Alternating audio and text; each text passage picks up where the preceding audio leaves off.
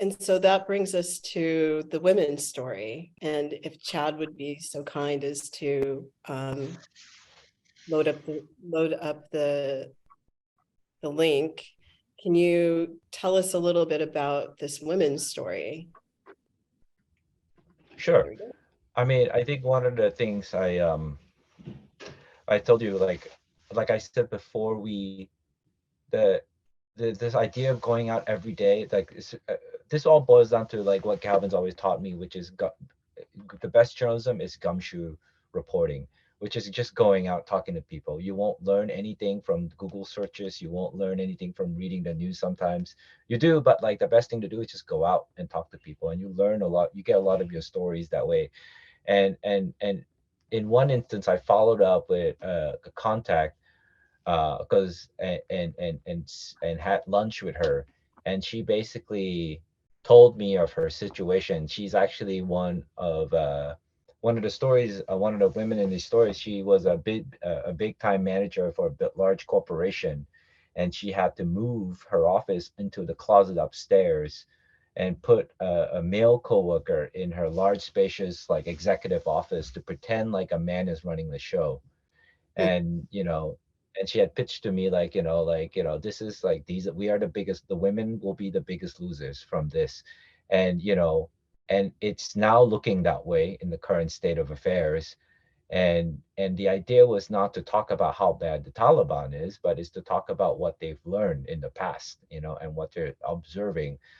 So the mission was to find women who have had their lives changed and upended all of a sudden. And the mission was to have them like speak to us honestly and frankly about their thoughts and reflection, and what they feared the most, basically. So from this one contact, I was able to find a few more. And then like I kept, it was a mission, it was basically gumshoe reporting again. Like you just work the phones nonstop. For every person you call, ask them for five more names, and you go from there, basically, and it spreads out.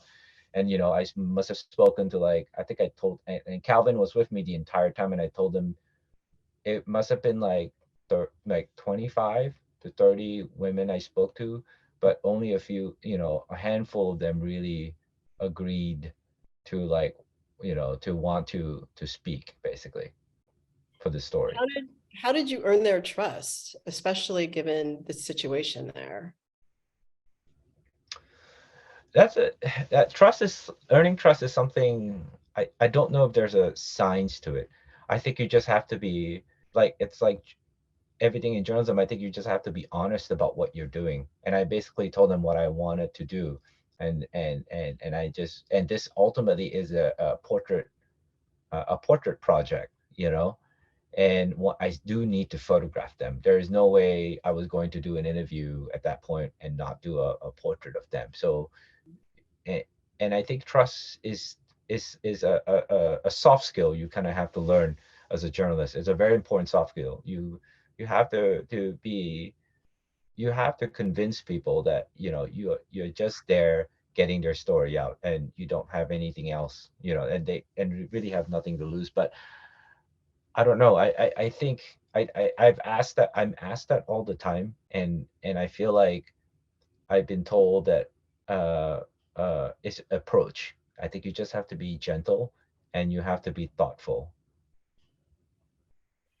And when you were thinking about not only this, you wanted to turn this into a portrait series, were you also thinking about how will this story be presented? Is that part of also the process that you embark on when you're working as a foreign correspondent? And do you then, loop in Calvin and you both sort of discuss or lay out, like, what is the visual presentation? What will it look like in print? What will it look like on social media? Do those sorts of questions come up as you're working on the story? Actually, no. At the time, I was more like, let's just see what you can get, because I wasn't sure if he could get enough people to talk to. I was really astounded that Marcus was able to get.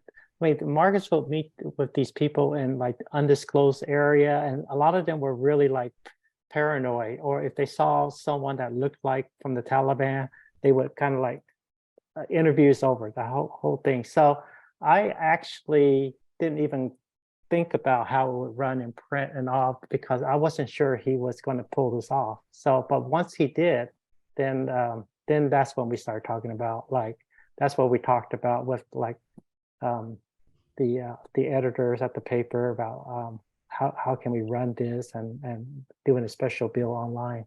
But yeah, that was much further down the road. But to give a glimpse of behind the scenes was every time I spoke I managed to get somebody on record, and every time I was able to photograph them, I shared it with him like a snippet of that, of that the gist of that interview basically, and their story, and then a small select group of photos basically that these are the best of these from this interview. So he step by step got to be part of the journey, and see the reporting and the portrait photography along the way, and he could see like, all right, we have something here, and then from there we can also like kind of craft our approach for the next person that we try to get on record. Like, all right, we spoke to this person with this kind of that falls into this like category. We now need to find a person that offers us a different perspective, And I work not just with Calvin, but I worked with our foreign editor at the time, Jeff Fleischman, who was instrumental to shaping this story too. Excellent.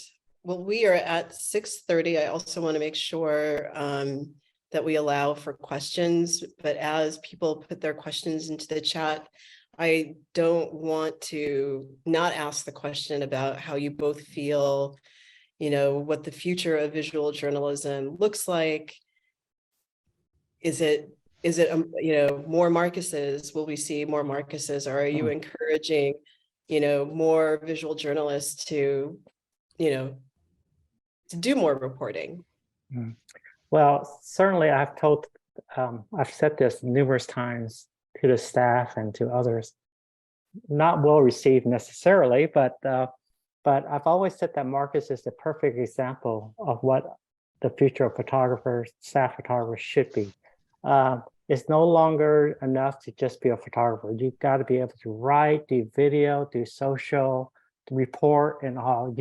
And so for us at the LA Times, it's just increasingly important, especially since, unfortunately, print's dying, circulation online is not going as well.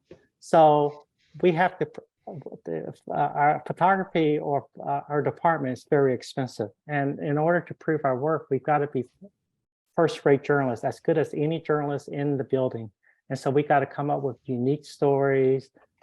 We've got to be doing things, creating our own brand. So I think Marcus has done all of that. And really, I think that's the future of staff photographers here at the LA Times and probably in other places too. Marcus, do you have any thoughts about that?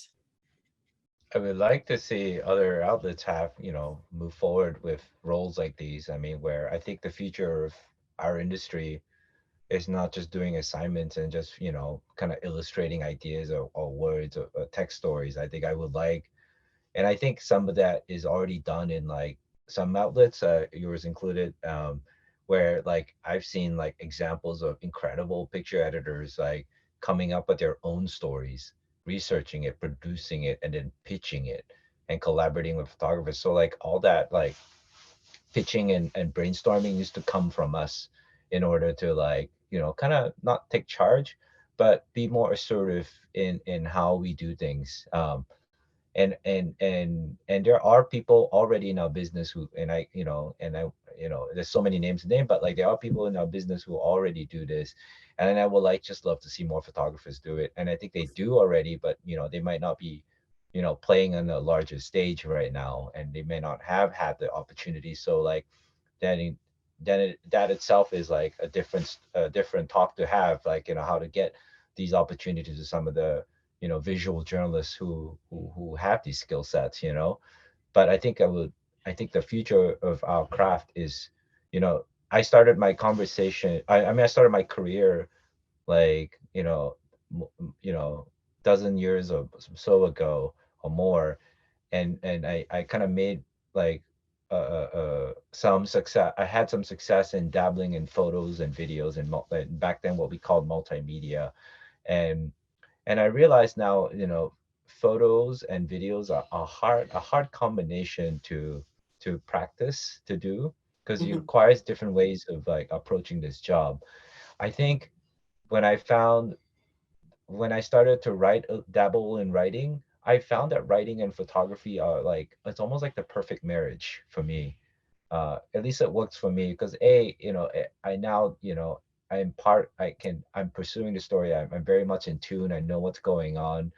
Um, and I just think that it's the same brain.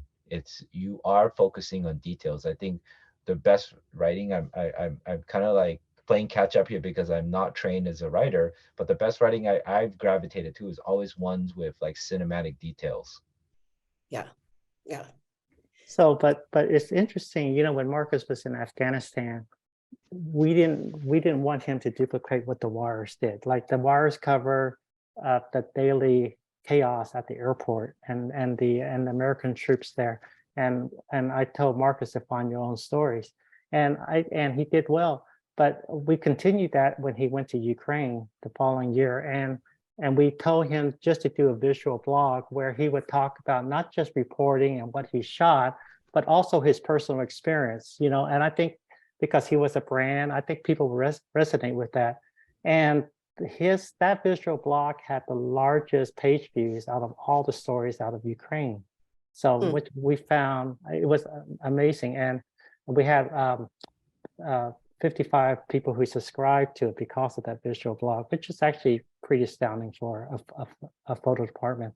So I think we're on to something where we want photographers to go out there, whether they're covering wherever they're covering, and kind of talk about not just what's going out there, but just their personal experience and what they feel and that kind of stuff. And again, Marcus did that with the Queen's death in England. But I think that's something for Marcus to pursue going forward.